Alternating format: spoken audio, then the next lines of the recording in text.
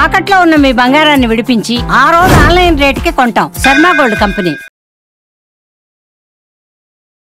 నమస్తే, welcome to Suman TV. నేను గిరిజ. ఇవాళ మనతో పాటు ప్రముఖ జ్యోతిష్య వాస్తు పండితులు, జ్యోతిష్య శిక్షణ నిపుణులు, లలితాదేవి ఉపాసకులు బ్రహ్మశ్రీ నానాజీ పట్నాయక్ గురువు గారు ఉన్నారు. వారితో మాట్లాడిద్దాం. గురువు గారు నమస్కారం. శ్రీమాత్రే నమః. గురుగారు, మనకు కళలు, కొన్ని రకాల కళలు వస్తుంటాయి కదా. అంటే కళలో సముద్రం కానీ, పాము కానీ, గోమయం కానీ వస్తే మంచిది అంటారు. కొన్ని రకాల కళలు వస్తే చెడు జరుగుతోంది అని భయపడుతూ ఉంటారు. అసలేంటి గురువు గారు, అది ఎంతవరకు వాస్తవం అంటారు గురువు గారు? స్వప్న శాస్త్రము అనేటువంటిది ఒకటి ఉందమ్మా. బృహస్పతి రచించిన స్వప్న శాస్త్రము, బృహస్పతిది ఉంది. దానిలో కొన్ని గైడ్ లైన్స్ ఇవ్వడం జరిగింది. అందరూ ఇప్పుడు స్వప్నం వచ్చింది, ఇది నిజం అవుతుంది, అబద్ధం అవుతుంది అంటే దీనికి నిగూఢమైనటువంటి విషయాలు కొన్ని తెలుసుకోవాలి. అసలు స్వప్నం అంటే ఏమిటి? మనం కొన్నిసార్లు చూడండి, కొన్ని ప్రదేశాలకు కొంతమందితో కలిసి వెళ్ళినప్పుడు ఇది నాకు ఆల్రెడీ ఒకసారి కళ్ళలోకి వచ్చింది అంటారు. ప్రతి ఒక్కరి అనుభవంలో జరుగుతూ ఉంటుంది. అంటే ఏమిటి? మీకు ఎప్పుడో కళ్ళలో వచ్చింది, తర్వాత కొన్ని రోజుల తర్వాత, నెలల తర్వాత, సంవత్సరాల తర్వాత ఆ సీన్ మీకు రిపీట్ అవుతుంది, రియాలిటీలోకి వస్తుంది. అంటే ఏమిటి? కళలకి, స్వప్నానికి, నిజ జీవితంలో జరిగే సంఘటనలకి సంబంధం ఉంది. అది 2-3 రకాలుగా ఉంటుంది. ఒకటి, స్వప్నం అమ్మవారు నీకు ఇలా జరగబోతుంది అని చెప్పడానికి ఒక ఇండికేషన్. స్వప్నం కావచ్చు, నిమిత్తం కావచ్చు, ఏదైనా కానీ. రెండవది, స్వప్న రూపంలో కొన్ని మీకు ఒక పుణ్యం అడ్డుపడింది అనుకోండి, మీకు దోషం ఉన్నప్పుడు మీ జాతకంలో ఇది యాక్సిడెంట్ అవ్వాలి, లేకపోతే ఇంకోటి ఏదో నష్టపోవాలి, స్వప్న రూపంలో ఆ నష్టం పోతుంది. ఇప్పుడు ఎలా అయితే మహాకవి కాళిదాసుకి అమ్మవారు ప్రత్యక్షమైనప్పుడు అడుగుతాడు, అమ్మ నాకు విద్య కావాలి అంటే, నాన్న నీకు 7 జన్మల అజ్ఞానం ఉంది, 7 జన్మల వరకు నువ్వు ఇలాగే అజ్ఞానిగా పుట్టాలి, కానీ నేను నీకు ఏం చేస్తానంటే 7 జన్మలు ఇప్పటికిప్పుడు అయిపోయేలా చేసి నిన్ను గొప్ప పండితుడిని చేస్తాను అని చెప్పని అమ్మవారు అప్పటికప్పుడు 7 జన్మలు కంప్లీట్ చేస్తుంది. అలాగే అమ్మవారిని నమ్ముకున్న వ్యక్తికి ఒక దుస్వప్నం వచ్చింది అంటే ఆ రూపంలో దోషం పోయింది అని అర్థం చేసుకోవాలి. ఒకటి. రెండవది, నేను మీకు ఇందాక ఒక మాట అన్నాను, బృహస్పతి రచించినటువంటి స్వప్న శాస్త్రంలో కొన్ని గైడ్ లైన్స్ చెప్పారు అని. ఇప్పుడు డాక్టర్స్ కూడా అది అంటూ ఉంటారు. దానిలో చెప్పిన గైడ్ లైన్స్ చెప్తాను చూడండి. ఫస్ట్, అనారోగ్యంతో ఉన్నారు, అప్పుడు స్వప్నం వస్తే దాన్ని తీసుకోకూడదు. అనారోగ్యంతో ఉన్నప్పుడు స్వప్నాన్ని మీరు దాని పరిగణనలో తీసుకోకూడదు. పగటిపూట నిద్రపోతున్న స్వప్నం వచ్చింది, దాన్ని పరిగణనలో తీసుకోకూడదు. అలాగే మీరు ఆల్రెడీ చూశారు పొద్దునప్పుడు ఏదో, అదే స్వప్నంలోకి వచ్చింది, అది స్వప్నంలోకి వస్తే పరిగణన. అదేంటే ఉదాహరణకి చిన్నగా అక్కడ ఏదో పావులు ఆడించేవాడు కూడా పావులు ఆడిస్తున్నా, అది చూసారు, అదే స్వప్నంలోకి వచ్చింది. మీకు సర్పం స్వప్నం వచ్చిందని చూడకూడదు. లేదా ఊహించుకున్నారు ఒక విషయాన్ని పొద్దునప్పుడు, ఇలా జరిగితే ఏం జరుగుతుంది, ఏదో పెద్ద ఏదో తుఫాన్ వస్తుందన్నారు, ఈ నీళ్ళు ఏదో ఇలా పొంగి వచ్చేస్తే పరిస్థితి ఏంటంటే ఊహించుకున్నారు, అది స్వప్నంలోకి వచ్చింది, అది పరిగణనలోకి రాదు. మీరు మాట్లాడేవారితో నేను ఒక విషయాన్ని, అది స్వప్నంలోకి వస్తే పరిగణనలో తీసుకోకూడదని చెప్పారు. అందులో ఇన్ని గైడ్ లైన్స్ ఫస్ట్ మీరు పాటించాలి ఒక స్వప్నం గురించి తెలుసుకోవాలంటే. ఇవేమీ కలగకుండా, అనారోగ్యంగా కూడా లేకుండా న్యాచురల్ గా స్వప్నం వస్తే అది కూడా సమయాన్ని చెప్పారు. అంటే అలాగా రాత్రి 9-10 ప్రాంతం నుంచి 12 గంటల మధ్యలో వచ్చే స్వప్నం 1 సంవత్సరంలో ఫలిస్తుంది. 1 year టైం పడుతుంది. 12 నుంచి 3 గంటల సమయంలో వచ్చేటువంటి స్వప్నం 6 నెలలు లేదా 3 నెలల నుంచి 6 నెలల మధ్యలో ఫలిస్తుంది. 3 నుంచి 5 గంటల లోపల ఫలించే స్వప్నం 1 నెల రోజుల లోపల ఫలించవచ్చు. అది తెల్లవారుజామున పడే కళలు నిజము అని అంటారు. ఒక 10 days లో అప్పుడే మీరు నిద్ర తెల్లవారుజామున వస్తుంది అనుకోండి, మీకు అప్పుడే తెల్లారుతుంది, అప్పుడే మీరు నిద్రలోంచి లేవాలనుకునే సమయంలో స్వప్నం వచ్చింది, ఒక 10 days లో ఫలిస్తుంది. అయితే మీకు ఒక స్వప్నం వచ్చినప్పుడు పర్టికులర్గా అది ఏ విధంగా వచ్చింది అనేది పరిపూర్ణమైనటువంటి విశ్లేషణ చేసుకోవాలి. నిప్పు కల్లోకి వచ్చిందండి అంటే, నిప్పు అంటే ఎలా వచ్చింది? మీకు ఊరు మొత్తం తగలబడిపోతున్నట్టు వస్తే అది పీడకల. అలా కాకుండా మీ చేతికి ఏదో కాగడ దొరికి ఆ కాగడ ద్వారా దారి చూసుకుంటూ వెళ్తున్నారంటే మీకు ఒక రూట్ కనబడనుంది అని అర్థం. ఇప్పుడు పాము కల్లోకి వచ్చిందండి అంటారు, పాము కరిసినట్టుగా వస్తే మంచిది, ఏం కాదు. కానీ పాము మిమ్మల్ని చుట్టేసినట్టుగా రాకూడదు, చుట్టి బిగించేసినట్టుగా వస్తే తప్పు. ఇప్పుడు గోవు కల్లోకి వస్తే మంచిదే, అందులో ఎటువంటి సందేహం లేదు. గోవుకి చక్కగా మీరు ఏదైనా తినిపిస్తున్నట్టు, గోవుని దండం పెట్టుకున్నట్టు వస్తే మంచిదే. కానీ ఏదైనా దున్నపోటు మిమ్మల్ని వెంటాడుతుందండి, పారిపోతున్నాను నేను, తప్పది.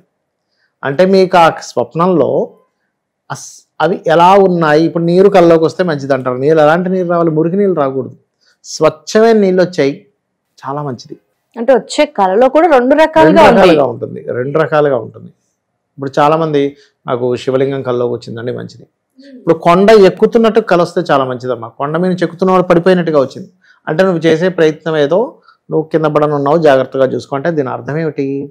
నీకు ముందుగా వచ్చే ఆపదని అమ్మవారు స్వప్న రూపంలో తెలియజేసి దాని ద్వారా దోషాన్ని తీసేస్తుంది. అయితే స్వప్న రూపంలో వచ్చిందంటే అది జరుగుతుందా మంచిది జరిగితే మంచిదే హ్యాపీ ఫీల్ అవుతాం. శాస్త్రంలో ఏం చెప్పారంటే మీకు ఒక స్వప్నం వచ్చింది, వెంటనే మెలకువ వస్తుంది మనకి. ఇప్పుడు దుస్వప్నం వచ్చింది అనుకోండి, వెంటనే మెలకువ రాగానే కాళ్ళు చేతులు కడుక్కొని దైవనామ స్మరణతో మరలా నిద్రిస్తే, ఒక మంచి స్వప్నం వచ్చింది అనుకోండి, అప్పుడు ఈ దుస్వప్నం యొక్క దోషం తగ్గిపోతుంది. కలలోనే దోషం తొలగిపోతుంది. రెండవది, దుస్వప్నం వచ్చినప్పుడు తెల్లవారుజామున చక్కగా మీరు గజేంద్ర మోక్ష ఘట్టం విన్నా చదివినా, లేకపోతే జస్ట్ ఒక 1 minute ఊహించుకున్నా, అంటే అలాగా గజేంద్రుడు అందరి పరివారంతో సహా వెళ్తూ ఉన్నాడు, ఆయనకి దాహం వేసింది, కొలం దగ్గరికి వెళ్ళారు, అక్కడ నీళ్ళు తాగారు. నీళ్ళు తాగిన వారు వెనక్కి రాకుండా అక్కడ మొత్తం అల్లరిగా మొత్తం నీళ్ళు ముఖల మీద పోసుకోవడం జరిగింది. ఎక్కడో లోపల ఉన్నటువంటి ఒక ముసలి వచ్చి ఈ గజేంద్రుడు కాళ్ళు పట్టుకుంది. కొంతసేపు వాళ్ళిద్దరి మధ్యన యుద్ధం జరిగింది. దాని తర్వాత యుద్ధంలో అలిసిపోయి ఇంకా ఆ యొక్క పరమాత్మని ప్రార్థించడం జరిగింది.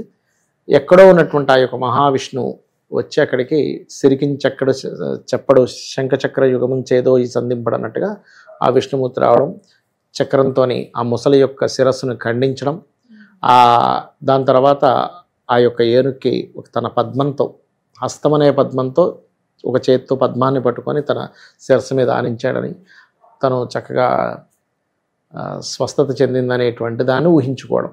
అలా చేసినా సరే ఉదయం నిద్రలేచి వెంటనే రోజు ఇది ఊహించుకున్నా చాలా అద్భుతమైన ఫలితం వస్తుంది. స్వప్నం వచ్చినా రాకపోయినా గజేంద్ర మోక్ష ఘట్టాన్ని దుస్వప్న నాశనాలు అవుతాయి దీనివల్ల. అదేవిధంగా త్రిజట స్వప్న వృత్తాంతం అంటారు, అది లేకపోతే దైవనామస్మరణ. అయితే ఇక్కడ ఏంటంటే మీకు ఎటువంటి స్వప్నం వచ్చినా చాలామంది తెలియక నిద్రలేచి వెంటనే చెప్పేస్తారు. అలా ఇంట్లో వాళ్ళు చెప్పకూడదు. చక్కగా లేచి మీ యొక్క నిత్య పూజ చేసుకొని ఆలయానికి వెళ్ళి దర్శనం చేసుకొని వచ్చి మీరు మధ్యాహ్నం భోజనం తర్వాత మీ స్వప్నాన్ని చెప్పాలి. అది మంచైనా చెడైనా.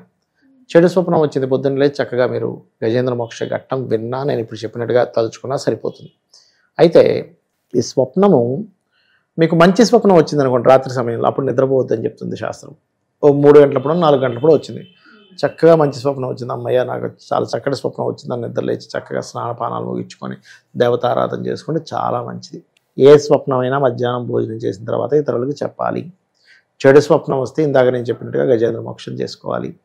ఏ స్వప్నం వచ్చినా దాన్ని వివరణ తీసుకోవాలి. వెళ్తూ ఉన్నానండి బండి, అంటే చాలా ఉంటాయమ్మా ఇందులో.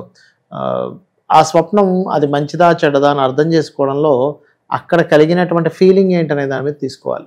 గోవు మంచిది, ఇందాక నేను చెప్పినట్టు పొడిచినట్టుకు వస్తే అపాయం అంటే ముందుగా అమ్మవారు మనకి రాబోయేటువంటి దుష్ట సంబంధించినటువంటి ఏదైతే గ్రహపీడనం ద్వారా ఏదో రాబోతుందని అమ్మవారు మనకు ముందుగా ఒక హింట్ ఇవ్వడం, దాన్ని ఏదో మూఢనమ్మకంగా కాకుండా ఒక హింట్, అమ్మవారు నాకు ఒక హింట్ ఇచ్చింది, నేను దీన్ని ఎలాగా దీన్ని జాగ్రత్త చేసుకోవాలంటే, నీకేదో ఉదాహరణకి ఒక పెద్ద బిజినెస్ మనం బిల్డప్ చేస్తున్నాం, మనం ఊహించుకుంటాము ఇంకేంటి రేపు పొద్దున్న ఇంకొన్ని వేల కోట్లు టర్న్ ఓవర్ అని, కానీ ఎక్కడో రాంగ్ స్టెప్ పడితే నష్టపోతే, అంటే అలాంటప్పుడు ఎలాంటివి వస్తాయి, కొండెక్కుతున్నవాడు కింద పడిపోయినట్టుగా వస్తుంది. అప్పుడు ఏంటో నేను చేసే బిజినెస్లో ఎక్కడో తప్పిదం జరుగుతుంది, నేను చూసుకోవాలని అర్థం చేసుకోవాలి. అంతేగాని మూఢంగా నేను ఏ పని చేయకుండా ఇంట్లో కూర్చోవాలని కాదు దాని అర్థం.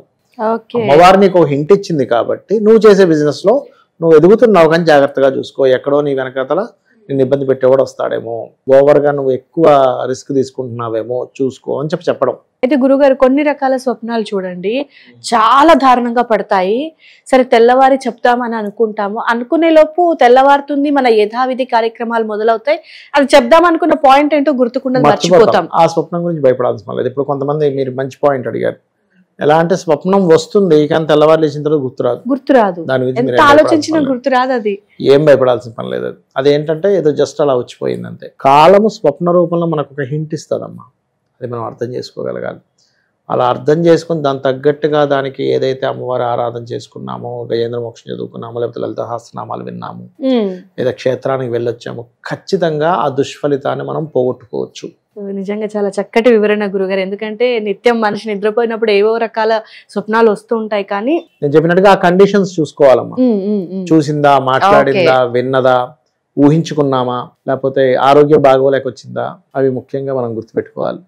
అంటే ఇందులో కూడా చాలా రకాల కండిషన్స్ నా తర్వాత వస్తేనే మనకు పిచ్చిగా ఏదో స్వప్నం వచ్చింది ఇలా జరుగుతుంది అనుకుంటే అది శాస్త్రీయం కాదు. ఓకే గురుగారు.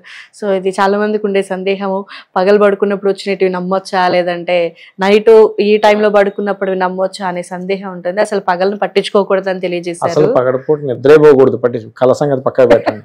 పగటి పూట మీరు ఆరోగ్యంగా ఉన్నట్లయితే నిద్రపోవద్దు అని చెప్తుంది. ఎందుకు అంటే శని ప్రభావం పెరుగుతుంది. పగలిచ్చింది నువ్వు దేవతా కార్యానికో నీ నిత్య నైమిత కర్మలకనో నీ వర్క్ చేసుకోవడానికనో పగలనేటువంటి ఇచ్చాడు. నువ్వు పగల నిద్రపోతే ఎలా? రివర్స్ చేస్తున్నావు పని. ఆరోగ్యానికి కూడా మంచిది కాదు. అనారోగ్య పాలవుతూ అనారోగ్యం ఉంది పడుకోండి.